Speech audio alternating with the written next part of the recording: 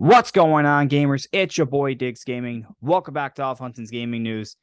And there was some craziness that was going on with the Microsoft-Activision deal with the talks with the EU.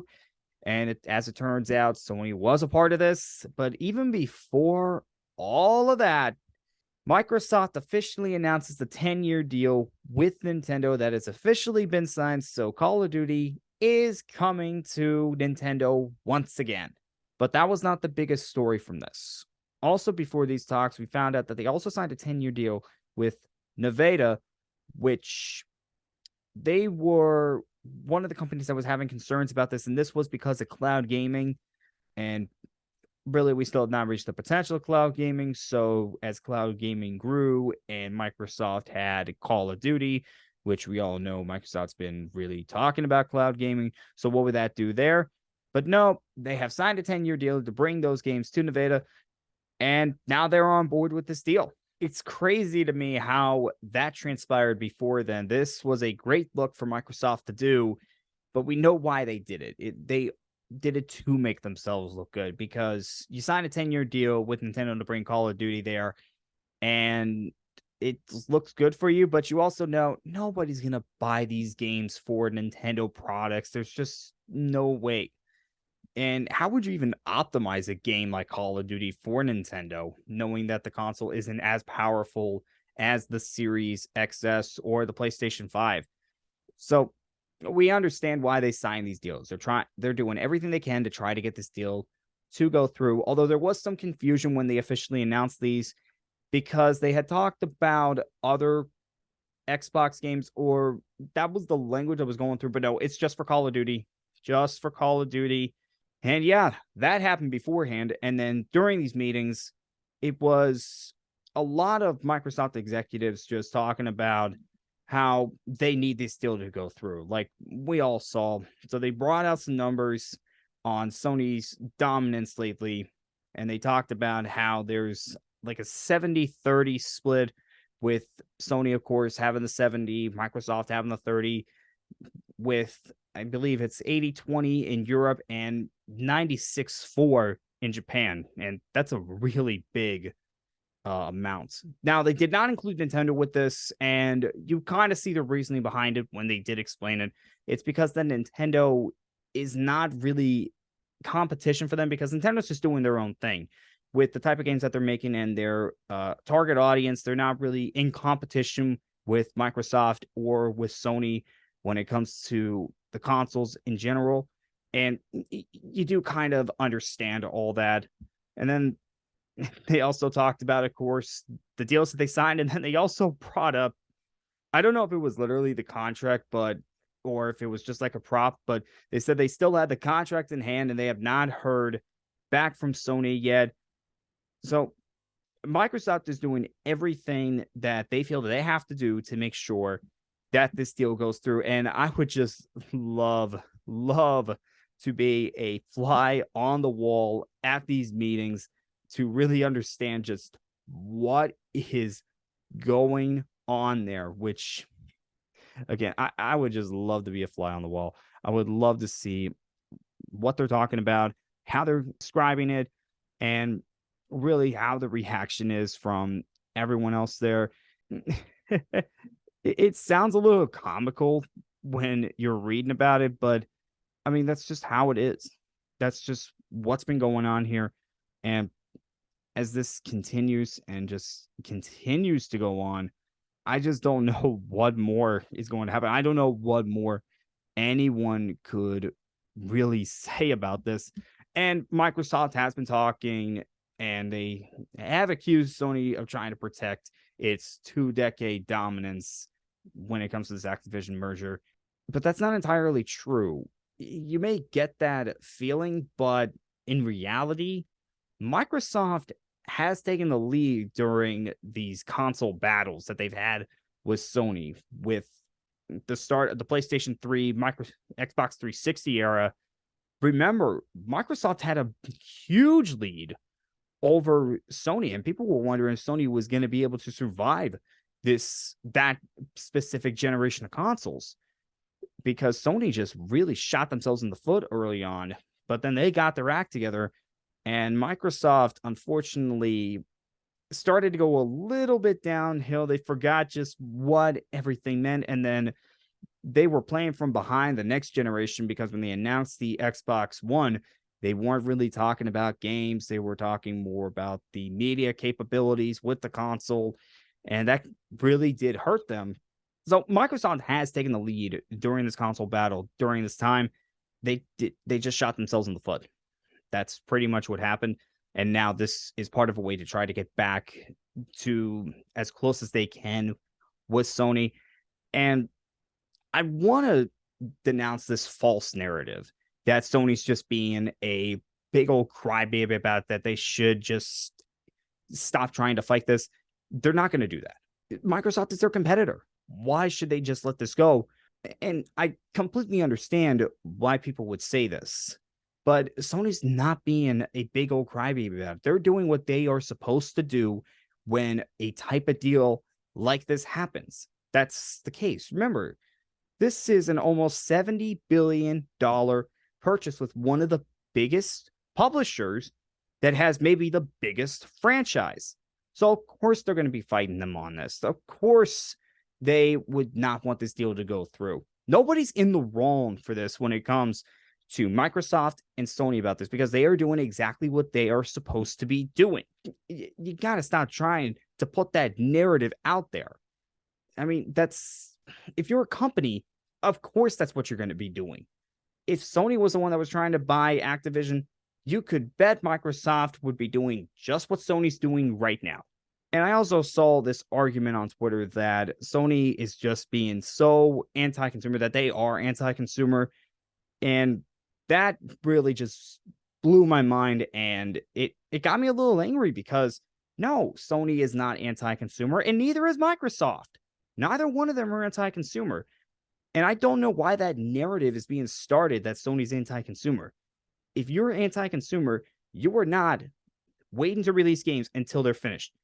You're not waiting until the right time to announce a game. You are not hearing feedback from your fans, making sure that you are doing what you can to have things be at their very best.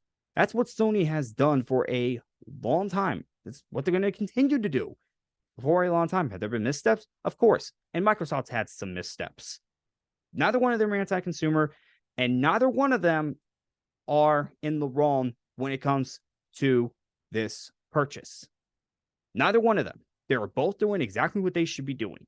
Speaking of PlayStation, they just did their first state of play of 2023, and it was okay. It wasn't their best state of play they've ever done. But one thing we did find out was the PlayStation Plus games for March. And for Essential, we have Battlefield 2042, Code Vein, and Minecraft Dungeons. And we had a screenshot for some of the games that are going to be on Extra and Premium. So we have Ghostwire Tokyo, Immortals Phoenix Rising, Rainbow Six Extraction, Uncharted Legacy of Thieves Collection, and Chia, which is going to be out day one. That is a day-and-day release on PlayStation Plus. Wow. That is pretty amazing. That really is. Chia, we also finally got a release date for that. It is coming out March 21st, and I cannot wait for that game. I'm very excited about Chia. I love the new trailer. Every time I see that game, it just looks cute and fun, which is a great combination for a game like this. Remember, you're taking control of a young girl who can turn into any animal that she wants, which is so amazing, and cannot wait to see what people think of this game. We also got a 15-minute look at Suicide Squad, Kill the Justice League, with gameplay and, of course, interviews with the devs. And yeah, it was okay. It didn't give me that buy it day one feel that kind of was hoping to get. And then we got some news that did not sit well with a lot of gamers. This game is going to need an online connection at all times, even for single player mode. And I think we all know the controversy behind an always online mode. gamers just don't like it. And a lot of them have made that clear. They do not want games that you need a consistent online connection just to play, even for single player. And Redfalls has the same problem. And I'm just hoping that that does not hurt either Suicide Squad or Redfall. You know how excited I am about Redfall. I'm more excited about that than I am Suicide Squad. I just don't want these games to be hurt by this kind of decision. Capcom showed off 2 games, Street Fighter 6 and Resident Evil 4. Well, new looks at those 2 games. For Street Fighter 6, we got to look at 3 new characters. So Zangief, Lily, and Cammy. Lily is a newcomer to the series, and Cammy actually got a big makeover, and people were talking about that on Twitter. They really like how Cammy's looking in this game. Just watch the trailer and you'll see why. And then for Resident Evil 4, we found out about the Mercenaries mode, and we got to look at pretty much every major character in the game. So a lot of the major villains, Ashley, Luis, of course, Ada. We already saw Leon. Oh, man. Resident Evil 4, it just looks so spooky, so good. You know, Resident Evil fans cannot wait to get their hands on this day one. And I've never played a Resident Evil game, but I might just have to pick this one up. Baldur's Gate 3, we found out, is coming to PlayStation, and that's coming out August 31st. Now, there was some confusion as to what's going on with Baldur's Gate 3 because the PlayStation version was announced, but not an Xbox version. So some confusion as to whether this game is going to be a PlayStation console exclusive at launch because it's also coming to PC.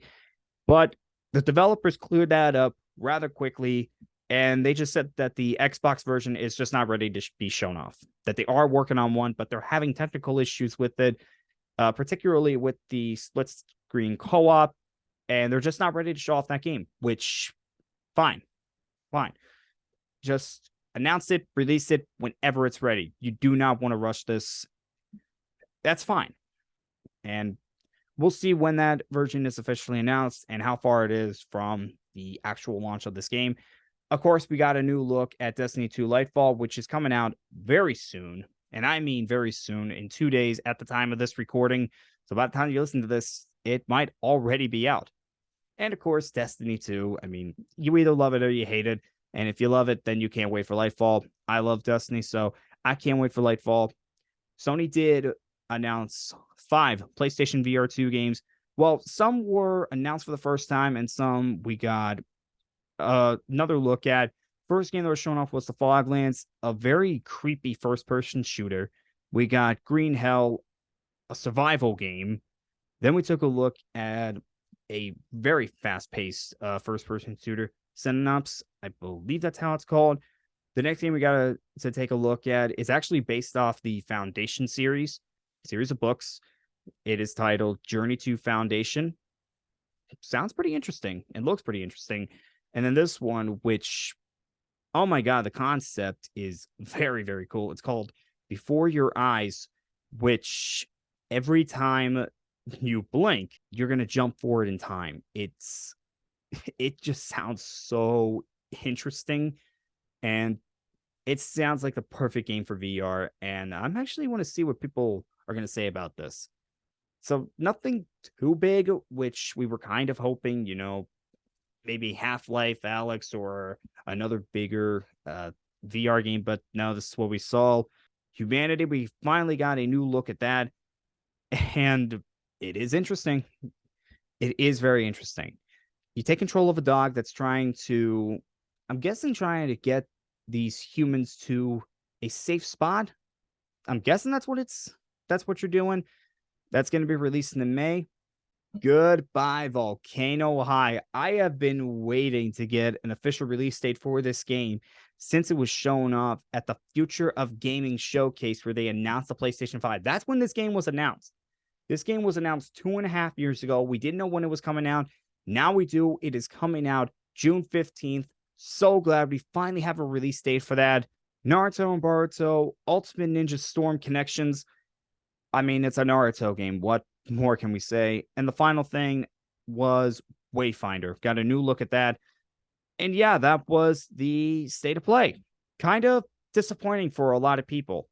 But if you follow Jeff Grubb, you would know that he actually said that this was going to be a kind of a smaller state of play. And then PlayStation is going to have a big showcase before E3 that is going to be launching phase 2 of the PlayStation 5. That's his words. He was right about this. It was a smaller state of play. So, you know what? It would make a lot of sense for PlayStation to have a big showcase before E3. Now, this is what he said. This showcase was supposed to happen in the fall of last year, but the developers just were not ready to show off their games. Now they're getting ready to show off what they have in store. And let's be honest, we just don't know what Sony's up to right now. They have a lot of games in development that we don't know anything about. We know they're working on some sequels. We know they're working on new IPs. We know they're working on live service games, but we don't know what a lot of them are. If this is the case, that this was supposed to be from last year, but they just were not ready, then I want to see what Sony has and really what we're going to get soon. A lot of people are waiting on that, and hopefully we get the showcase before E3. Warner Brothers had announced their financial results in the last few months, and I'm not going to get into any of that. What I'm going to get into is the information that we found out about this. One thing that we found out was they plan to release 6 games in 2023. The first one, Hogwarts Legacy. More on that later. The second, which we already know, well, a second one is Suicide Squad, Kill the Justice League. We know about that one as well. One that was announced during the financial results, Mortal Kombat 12. So we have it officially. Mortal Kombat 12 is officially in the works, and it's planning to be released this year. Wow. Did not see that coming, I'll be honest. Now, it's not surprising we have seen games be announced during these type of things, but this is really the first time we've heard about Mortal Kombat 12, I think officially, and to know that it's not only coming, but coming out this year in 2023, that's pretty exciting. Now, when we get our first look at this game, I'm not sure, but just to know that it is coming out, I think breathes a big sigh of relief for Mortal Kombat fans, and they cannot wait to get their hands on it, as I can assume. The second thing I want to talk about was Hogwarts Legacy. And this game has done so well. It has generated over $850 million in sales. And it's sold 12 million copies in only 2 weeks. I knew this game was successful at launch. I didn't think it was that successful. 12 million copies in 2 weeks, that's a lot. That's just insane. There was so much hype around this game. So many people were waiting for a game like this, an RPG based on the Harry Potter universe. And we got a great one in Hogwarts Legacy. It doesn't shock me that it did this well, but man, those are just crazy numbers. Speaking of sales, we also found out that Elden Ring has sold 20 million copies in 1 year. Wow. Elden Ring, this was another game. It was so hyped up before launch. Does not surprise me it sold that many. I mean, From Software, they did an amazing job with this game. Does not surprise me one bit. There's a reason it won Game of the Year. It should have won Game of the Year. We talked about that before. But yeah, 20 million for Elden Ring, and of course 12 million for Hogwarts Legacy in 2 weeks. I mean, these games, they did absolutely amazing. In A3 news, the Video Game Chronicles podcast has said that Konami is planning to have a big E3. They're saying that a new Castlevania and Metal Gear Solid 3 remake are expected to be there, but they're not quite sure on the older Metal Gear games, as Metal Gear Solid 3 may be used as a test to see what could happen next with that franchise. But wow, Konami planning to have a big E3. Okay. Now we're starting to really get into who's going to be at E3, who's not. We found out that Ubisoft is going to be at E3 last week, and now we find out that Konami is going to be there. Unfortunately, it's not all good news, as Nintendo has confirmed that they will not be at E3. Now, IGN did report that Sony, Microsoft, and Nintendo were not going to be there, but this is the first time we're hearing this. Now, in a statement to IGN, Nintendo did say, since this year's E3 show didn't fit into our plans, we have made the decision not to participate. However, we have been and continue to be a strong supporter of the ESA and E3. That is disappointing, but it was reported earlier a few weeks ago, but now we have official confirmation. So it looks like that was true. All of the big three is not going to be there. And Nintendo is the first one to confirm that. We still have major publishers that are going to be there. Of course, I mentioned Ubisoft's going to be there. Konami looks like they're going to be there as well. It looks like they're planning to have a big show. And who knows who else is going to be there? We might see EA there, could see Activision there. We don't know if the deal with Activision and Microsoft's going to go through before E3. So could see Activision there, even though highly unlikely at this point. We still have a lot of big studios that could be there at E3, and we're just going to have to see what happens. Now, while Nintendo will not be at E3, it has also been confirmed that they will be at PAX East. They were added to the PAX East lineup. Now, for those of you that don't know, PAX East, it takes place in Boston, and it's a gaming convention where you get to play demos of games. There are musical performances and a bunch of other cool things that happen there. The fact that Nintendo's going to be there must mean they have something big to show off. So this is taking place from March 23rd to the 26th. Of course, Legend of Zelda has to be there. This will probably be the first time gamers will get their hands on the Legend of Zelda, Tears of the Kingdom.